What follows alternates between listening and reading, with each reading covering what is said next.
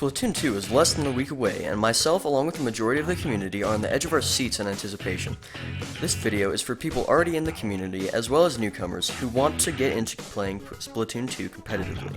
Without further ado, here are 5 things you'll need to know if you want to play Splatoon 2 competitively. Let's begin. Don't specialize too much.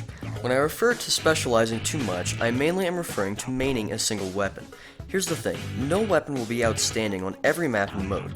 If you stick to one weapon and one weapon only, there are going to be either maps or matchups that are going to give you some issues.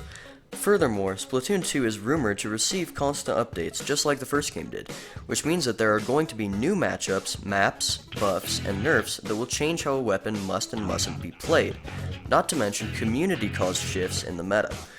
If you have one main weapon, you are almost certainly going to be left in the dust. It is much better to specialize in an entire class of weapons, or to play a few weapons from different classes that cover each other's weaknesses. Analyze your play critically. You will never not have something to improve on.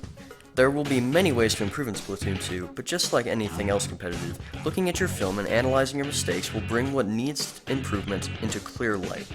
If you can't find your mistakes, somebody else can. On Discord, there's a server dedicated to every group of weapon, filled with people who are friendly and willing to help you improve. If you don't have a capture card and can't afford one, just use your phone. Any film is better than no film. Learn to communicate with your teammates. This is a big one, so bear with me.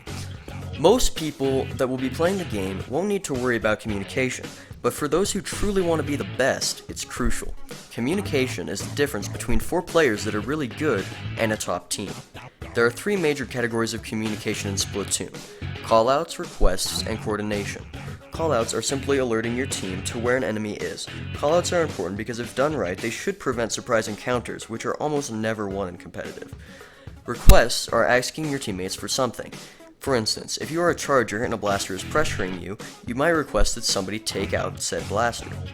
Using these, and helping your team when they request things, will make your team much more unified than they would otherwise.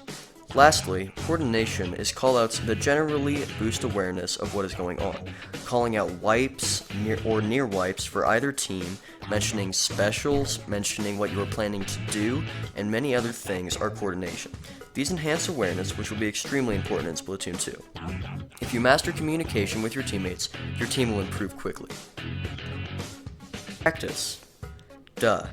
Practice makes perfect. Play the game a lot and you will be better. That's just how it works.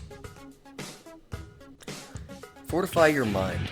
Mindset is a vastly overlooked factor in competitive anything, and especially in esports. Splatoon 2 won't be any different. Short and long-term mindsets are important.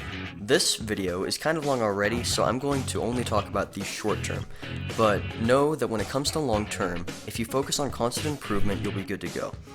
Everything about the mindset of a competitive player boils down to keeping a cool head, at least in the short term. Being in any state that decreases your focus significantly is called tilting.